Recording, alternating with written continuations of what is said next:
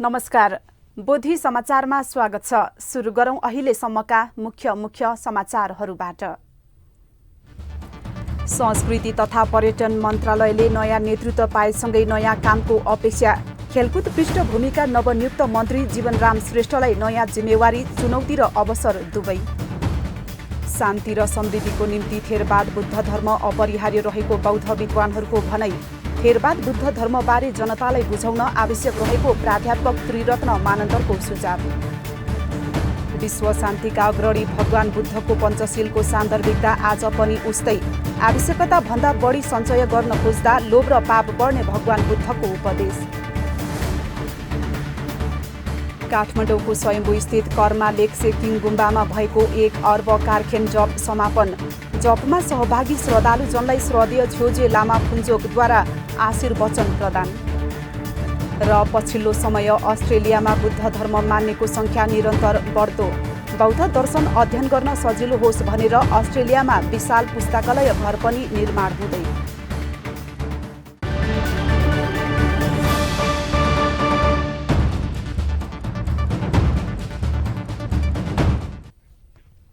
अब समाचार विस्तारमा।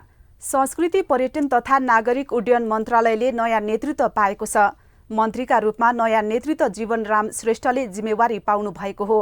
पद बहालीको क्रममा उहाँले स्वयम्भूदेखि हनुमान ढोकासम्म सम्पदा मार्ग निर्माण गर्ने पहिलो निर्णयमा हस्ताक्षर गर्नुभएको छ।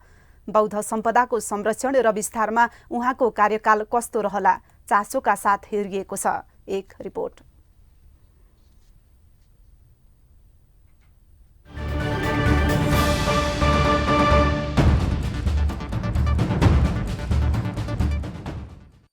खेलकुद पृष्ठभूमिमा लामो समय सक्रिय जीवनराम श्रेष्ठ अन्ततः मन्त्री हुनुभएको छ। उहाँले संस्कृति पर्यटन तथा नागरिक उड्डयन मन्त्रालयको जिम्मेवारी पाउनु भएको हो। नेपाली अस्थिर राजनीतिको विगतलाई हेर्दा उहाँको कार्यकाल खेलकुद पृष्ठभूमिमा लामो समय सक्रिय जीवनराम श्रेष्ठ अन्ततः मन्त्री हुनुभएको छ। उहाँले संस्कृति पर्यटन तथा नागरिक उड्डयन मन्त्रालयको जिम्मेवारी पाउनु भएको हो। नेपाली अस्थिर राजनीतिको विगतलाई हेर्दा उहाँको कार्यकाल लामो नरहने निश्चित छ। मन्त्रीको रूपमा उहाँ कति समय टिक्नुहुन्छ भन्दा पनि आफ्नो कार्यकालमा इतिहास रहने गरी उहाँले के गर्नुहुन्छ भन्ने अर्थले महत्व राख्दछ। जीवनराम श्रेष्ठ काठमाडौँबाट जिल्ला क्षेत्र नम्बर 8बाट प्रत्यक्ष निर्वाचित जनप्रतिनिधि हुनुहुन्छ। नेपालको संविधानको अनुसूची 3 मा रहेको नेपालको निशान छापभित्र अंकित नेपालको नक्सालाई नेपालको वास्तविक सीमा अनुरूप मिलाउन संविधान संशोधनको विधेयक दर्ता गरेकोमा हार्दिक स्वागत गर्दछु। तत्कालीन नेकपा एमालेबाट निर्वाचित उहाँ हाल नेकपा एकीकृत समाजवादीका प्रमुख सचेतक हुँदै मन्त्री बन्नुभएको हो। पार्टीको महासचिवको जिम्मेवारीमा पनि हुनुहुन्छ। विगतलाई हेर्दा राष्ट्रिय खेलकुद परिषदको सदस्य सचिव र नेपाल ओलम्पिक कमिटिको महासचिव हुँदै अध्यक्षको जिम्मेवारीमा रहेर पनि काम गरिसक्नु भएको छ। खेलकुदको व्यवस्थापकीय नेतृत्वमा लामो अनुभव हासिल गर्नुभएका श्रेष्ठलाई पर्यटन मन्त्रालयको नेतृत्व चुनौतीपूर्ण देखिन्छ। खेलकुदमा युवाहरूको लागि नेतृत्वदायी भूमिका निर्वाह गर्नुभएका उहाँलाई अब पर्यटन, बौद्ध सम्पदा लगायत सांस्कृतिक सम्पदाको क्षेत्रमा धेरै गरेर देखाउनु पर्नेछ। देशकै राजधानी काठमाडौँ अझ त्यसमा मन्दिरै मन्दिर र बौद्ध सम्पदाहरूले भरिएको सांस्कृतिक नगरी काठमाडौँको लागि उहाँले अरूको भन्दा फरक गरेर देखाउनु पर्नेछ।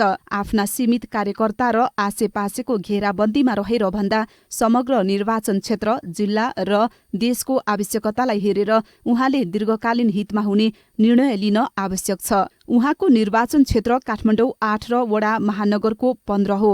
जिल्ला जस्तै उहाँको वडा पनि अझ ऐतिहासिक र सांस्कृतिक देखिन्छ। विश्व सम्पदा सूचीमा रहेको बौद्ध सम्पदाले भरिएको स्वयम्भू क्षेत्र उहाँकै वडामा पर्दछ।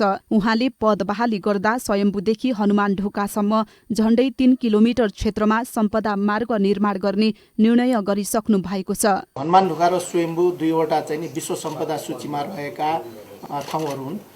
यो दुईवटा ठाउँलाई जोड्ने गरी एउटा चाहिँ नि सम्पदा मार्ग, यो हेरिटेज ट्रेल बनाउने भनेर धेरै कामहरू भइसकेको छ। त्यसको DPRहरू सबै भइसकेका छन् र त्यो कामको लागि बजेट पनि यो वर्षको बजेटमा परिसकेको छ। त्यो कामलाई प्रारम्भ गर्ने भन्ने एउटा चाहिँ नि विषय त्यो हो। यसको अर्थ विश्व सम्पदा सूचीमा रहेका क्षेत्रमा सडक र पूर्वाधारको विकास मात्र होइन, स्थानीय सांस्कृतिक सम्पदाको संरक्षण गर्ने उहाँको प्रतिबद्धता हो। ओझेलमा परेका यस क्षेत्रका अन्य पर्यटकीय स्थलको उत्थानका लागि अध्ययन र कार्ययोजना बनिसकेको छ। त्यसलाई कार्यान्वयन गर्ने दायित्व नवनियुक्त पर्यटन मन्त्री जीवनराम श्रेष्ठमा छ। 57 वर्षीय श्रेष्ठ कमजोर दलीय गठबन्धनमा यति महत्वपूर्ण मन्त्रालयको जिम्मेवारी सम्हाल्नु पुग्नु भएको छ। बौद्ध सम्पदाको संरक्षण र बुद्ध शिक्षाको विस्तारमा उहाँको कार्यकाल कस्तो रहन्छ हेर्न त्यो बाँकी नै छ। कार्यकाल विवाद रहित पूर्ण सफल रहोस्, शुभकामना। News desk, Bodhi television. शान्ति र समृद्धिको निम्ति थेरवाद बुद्ध धर्म अपरिहार्य रहेको बौद्ध विद्वानहरूले बताएका छन्। विश्वले अहिले शान्ति खोजिरहेका बेला बौद्ध विद्वानहरूले थेरवाद बुद्ध धर्म शान्ति र समृद्धिको लागि अपरिहार्य रहेको बताएका हुन्। लुम्बिनी बौद्ध विश्वविद्यालय र थेरवाद बुद्धिस्ट एकाडेमीले विश्व शान्ति विहारमा आयोजना गरेको कार्यक्रममा बौद्ध विद्वानहरूले थेरवाद बुद्ध धर्मको उपयोगिता र महत्त्वका बारेमा जनजनलाई बुझाउनु पर्नेमा जोड दिनुभएको छ।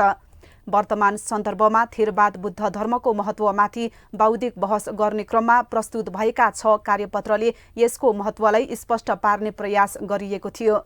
प्रस्तुत सबै कार्यपत्र विश्वमा शान्ति कसरी ल्याउने भन्नेमै केन्द्रित भएकाले यो बहस सबैको लागि महत्त्वपूर्ण रहेको इतिहासविद एवं लुम्बिनी बौद्ध विश्वविद्यालयका पूर्व उपकुलपति प्राध्यापक डाक्टर त्रिरत्न मानन्दर बताउनुहुन्छ। शान्ति र अहिंसा हो र त्यसैमा नि भगवान बुद्धले धेरै जोड दिनुभएको छ। यसकारण यो लुम्बिनी बौद्ध विश्वविद्यालयले जुन एउटा यो सेमिनारको आयोजना गर्यो, यो 5वटा क्याम्पस, आजभन्दा 10 वर्ष अगाडि स्थापना भएका 5वटा क्याम्पसले बौद्ध दर्शन सम्बन्धी विभिन्न विषयमा मास्टर्स लेभलको कक्षाहरू सञ्चालन गर्दै आएको छ र ती सबैको एउटा यो सेमिनार 5वटा क्याम्पसमा अलग अलग जुन आयोजना गरियो त्यो चाहिँ धेरै राम्रो काम गरेको छ र आज यही सन्दर्भमा थेरवाद बुद्धिस्ट एकाडेमीले यो सेमिनार चाहिँ सञ्चालन गरेको छ र यो सेमिनारमा आज 6वटा विषयहरू प्रस्तुत भएका थिए र ती 6वटा विषयहरू प्रत्यक्ष वा अप्रत्यक्ष रूपमा शान्तिसँगै सम्झौता छ, शान्तिसँगै सम्बन्धित छ। अब कुनैमा भनौँ वर्तमान विश्वमा शान्ति चाहिँ कसरी ल्याउन सकिन्छ, बौद्ध दर्शनले चाहिँ त्यसलाई कसरी मद्दत गर्छ, यस्तै किसिमबाट शान्ति ल्याउनमा चाहिँ विपश्यना मेडिटेसनले के भूमिका खेलेको छ र यस्तै किसिमबाट बौद्ध साहित्यहरूमा यो शान्ति बारेमा चाहिँ कस्ता कस्ता कुराहरू उल्लेख भएका छन् र तिनीहरूको पालन गर्दाखेरि शान्ति कसरी ल्याउन सकिन्छ भन्ने यी सबै कुराहरूलाई फोकस गरेर आज 6 जना व्यक्तिहरूले यो चाहिँ पेपरहरू प्रेजेन्ट गरे। कार्यपत्रले औल्याएका विषय र छलफलबाट आएको सुझावका आधारमा प्रतिवेदन वा पुस्तकका रूपमा प्रकाशन गर्नुपर्ने उहाँको सुझाव छ। पेपरहरू प्रस्तुत गरियो, त्यसलाई अब कमेन्टेटरहरूले कमेन्ट गरेको आधारमा अलिकता परिमार्जन गरेर यसलाई चाहिँ प्रकाशित गर्नु पाए पनि धेरै राम्रो हुन्छ र यदि प्रकाशित गर्न सकिएन भनेदेखि चाहिँ यसलाई यो थेरवाद बुद्धिस्ट एकाडेमीको शिक्षक, विद्यार्थी र अनुसन्धानकर्ताहरूको लागि एउटा टिचिङ मेटेरियलको रूपमा यसलाई डेभलप गर्न पायो भने धेरै राम्रो हुन्छ भन्ने मेरो धारणा छ। नेपालमा विगत 10 वर्षदेखि बौद्ध दर्शनको विषयमा अध्ययन हुँदै आएको छ। नेपालमा विभिन्न 5वटा क्याम्पसहरूमा यस सम्बन्धी स्नाकोत्तर तहसम्मको अध्ययन अध्यापन हुँदै आएको छ। थेरवाद बुद्ध धर्मलाई अझ बुझाउन यस्ता बहस निरन्तर भइरहनु पर्ने बौद्ध विद्वानहरूको सुझाव रहेको छ। समाचार अझै बाँकी नै छ, हामीसँगै रहनुहोला।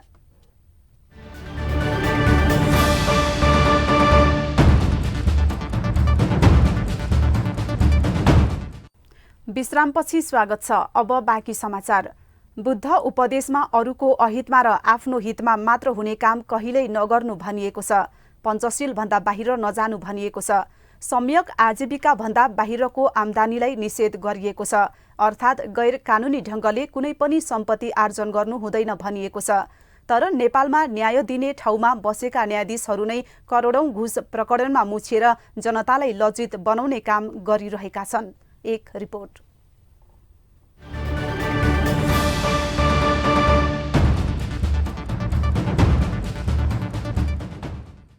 न्यायाधीश राजकुमार कोइराला र वकिल रुद्रप्रसाद पोखरेल बीच 10 करोड रुपैयाँ घुस लेनदेनको अडियो टेप सार्वजनिक भएपछि न्यायालय पनि चोखो रहेनछ भनेर भन्ने दिन आएको छ। यसो भन्दैमा सबै न्यायालय त्यस्तै छन् र सबै न्यायाधीश र वकिल त्यस्तै हुन् भन्न खोजेको होइन। तर राजधानी काठमाडौँको जिल्ला अदालतमा अनि राजधानीमा कानूनी पेसामा संलग्न व्यक्तिहरूको यस्तो हरकत देखिनु राम्रो संकेत होइन। त्यो पनि सर्वसाधारणको अरबौं रकम ठगी मुद्दामा कारागार बसिरहेका पूर्व सांसद इच्छाराज तामाङलाई धरौटीमा छुटाउन न्यायाधीश र वकिल नै लाग्नु सुहाउने कुरै होइन। अन्यायमा परेकालाई न्याय दिनु न्यायिक क्षेत्रको दायित्व हो, जिम्मेवारी हो। तर न्यायाधीश कोइराला र वकिल अन्यायमा परेकालाई न्याय दिने भन्दा पनि अन्याय गर्ने ठगीका अभियुक्तलाई न्याय दिनेमा कम्मर कसेर लागेको देखिन्छ। अध्ययनले इन्जिनियर र पेसाले घरजग्गा व्यवसायी तामाङ ठगी मुद्दामा कारागारमा छन्। तिनलाई धरौटीमा छुटाउन न्यायाधीश र वकिल बीच भएको यो करोडौंको मूल मोलाइले सुन्नेलाई समेत लज्जित बनाउँछ।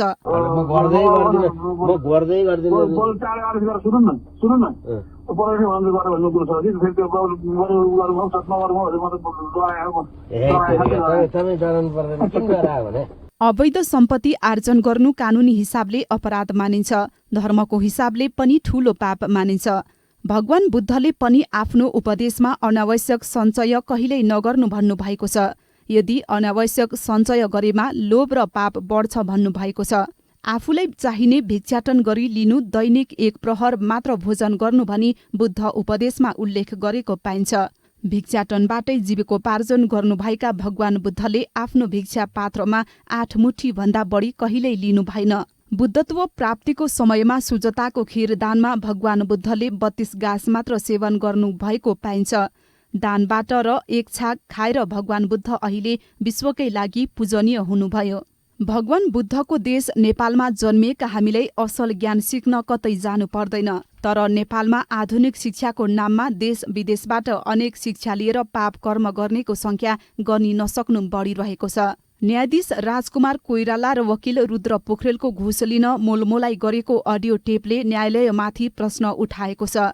न्यायालय सर्वसाधारणको पहुँचभन्दा टाढा भयो भन्ने चिन्ता बढाएको छ। केही हुँदैन, केही हुन्न, माथि म गराउँछु, माथि मेलबाट तपाईँलाई संकेत आएन भने नगर्सियो है, माथिबाट म गराउँछु अनि त्यो लिने कुरो पनि म लिन्छु,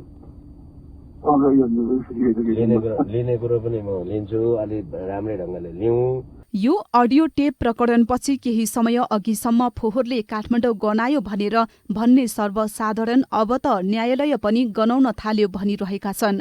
भगवान बुद्धले कसैको अहितमा काम गर्नु हुँदैन, बढी सञ्चय गरेमा लोभ र पाप बढ्छ भन्ने उपदेश दिएर जानुभयो। भगवान बुद्धले जस्तै राष्ट्र निर्माता पृथ्वीनारायण शाहले पनि घुस दिन्या र लिन्या दुवै राष्ट्रका शत्रु हुन् भनी आफ्नो दिव्य उपदेशमा भन्नुभएको छ। तर न्यायालयमै खुल्लमखुल्ला घुस लिने र दिने कुचेष्टा हुन खोज्दैछ।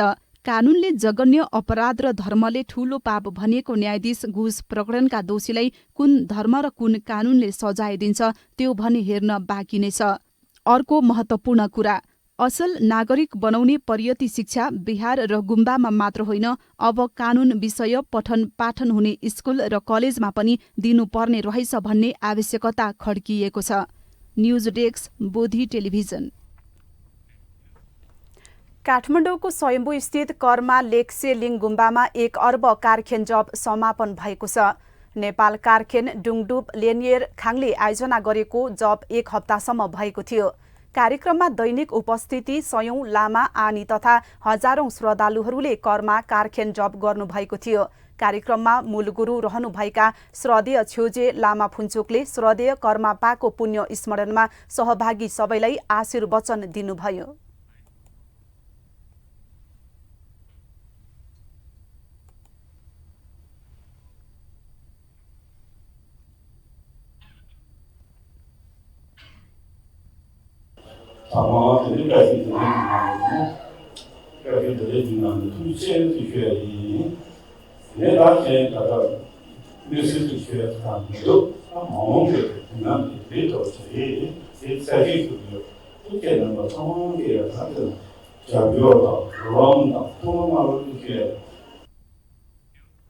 कार्यक्रममा सहभागी भई जब गर्न पाएकोमा सहभागी श्रद्धालुहरूले खुसी व्यक्त गरेका छन्। एक दिनमा 7,000 8,000 आज चाहिँ 5500 गरे। एकदम खुसी लाग्यो, गुरुको जप गर्नु पाउँदा धेरै खुसी, धेरै आनन्द लागिरहेछ। बौद्ध परम्परा अनुसार यसरी जप पूजा गरिँदा आफ्नो चित्त शुद्ध हुने र पुण्य प्राप्त हुने विश्वास गरिन्छ।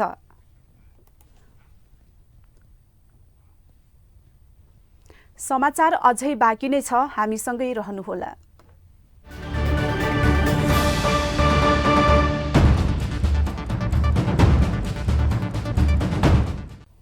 विश्रामपछि पुनः स्वागत छ। अब बाँकी समाचार।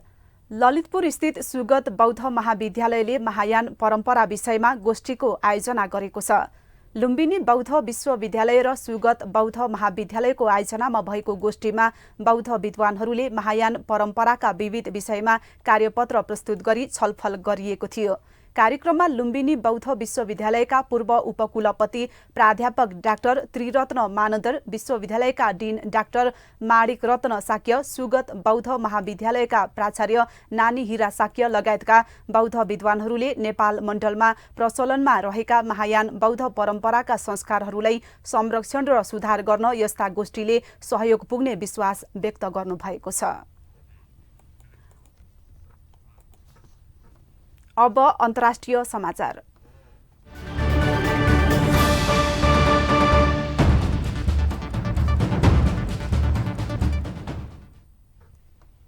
पछिल्लो समय अस्ट्रेलियामा बुद्ध धर्म मान्नेको संख्या निरन्तर बढ्दो देखिन्छ। पछिल्लो जनगणना अनुसार बुद्ध धर्म मान्नेहरूको संख्या अस्ट्रेलियामा तेस्रो ठूलो हुन पुगेको छ। त्यहाँ तिब्बतीयन बौद्ध धर्मावलम्बीहरूको प्रभाव बढ्दो देखिन्छ। बौद्ध दर्शन अध्ययन गर्न सजिलो होस् भनेर त्यहाँ विशाल पुस्तकालय घर पनि निर्माण हुँदैछ। एक रिपोर्ट।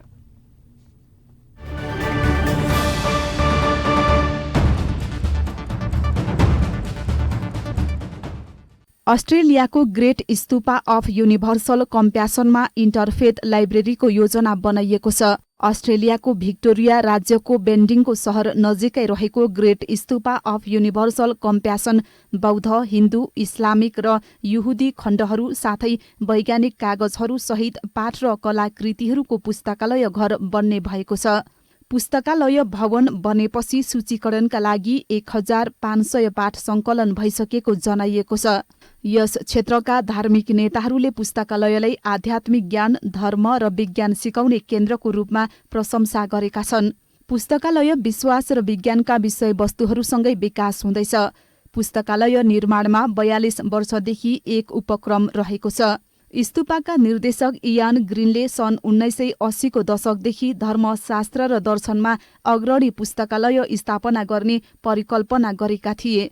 सन् 1981 मा लामा थुप्तेने येसेले त्यो पहाडमा एउटा ठूलो स्तूपा बनाउने र त्यो ठूलो स्तूपामा एउटा ठूलो मन्दिर र पुस्तकालय हुने बताएका थिए। पुस्तकालय अब सबै विद्वानहरूको लागि अध्ययन गर्न सक्ने ठाउँ हुनेछ, जहाँ तिनीहरू कम्प्युटरमा काम गर्न र अनुसन्धान गर्न सक्छन्।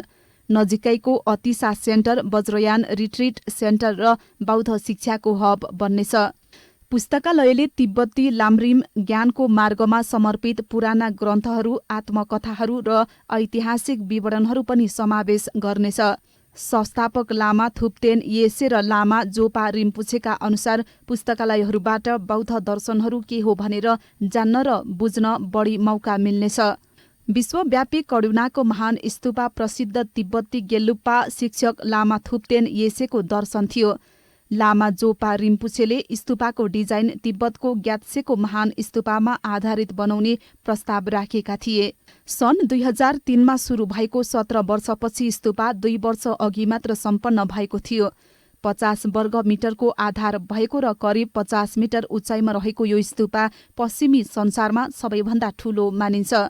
ल्यान्डमार्क बौद्ध र पर्यटकहरूका लागि यो लोकप्रिय गन्तव्य बनेको छ। स्तूपामा सार्वभौमिक शान्ति प्रतिमाको लागि 2.5 मिटर लामो जेड बुद्ध रहेको छ, जुन सबैभन्दा ठूलो रत्न गुण स्तरको जेड बुद्धको रूपमा प्रतिष्ठित छ।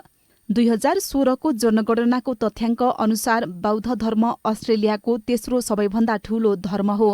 अस्ट्रेलियाको लगभग 26 मिलियन जनसङ्ख्याको 2.4% मानिस बौद्ध धर्मावलम्बी रहेका छन्।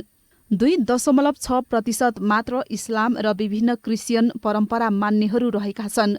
जनगणनाको तथ्याङ्कले पनि प्रतिशतको हिसाबले बौद्ध धर्म सबैभन्दा छिटो बढ्दो धर्म भएको देखाउँछ। अस्ट्रेलियामा बुद्ध धर्म मान्नेहरूको संख्या 1996 र 2001 को बीचमा 79% बढेको जनाइएको छ। News desk Bodhi television.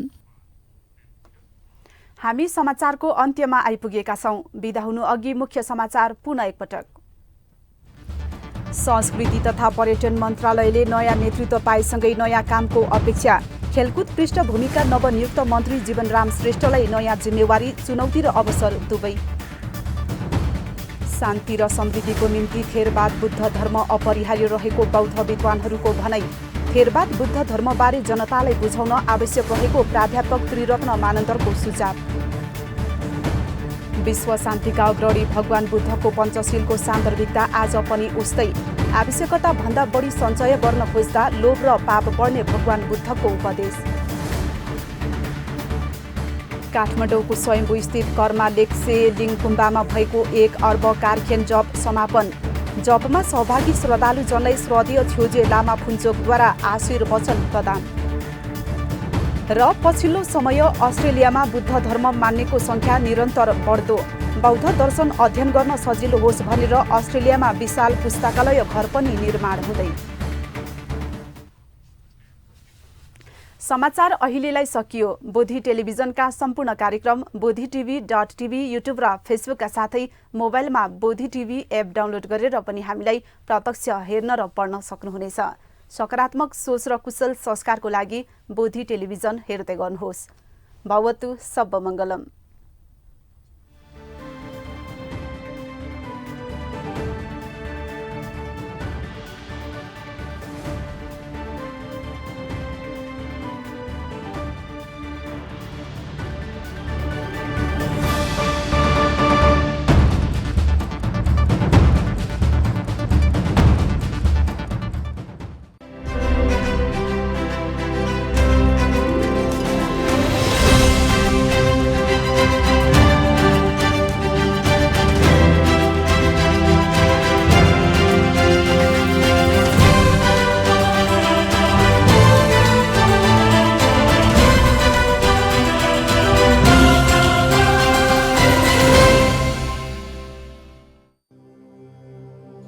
Buddhism from Lumbini to the world.